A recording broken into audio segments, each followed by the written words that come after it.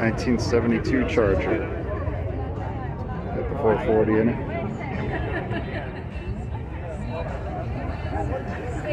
Came from New York.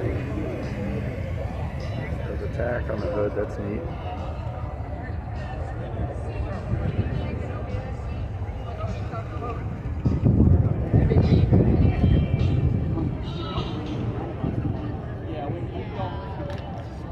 It's in good condition too.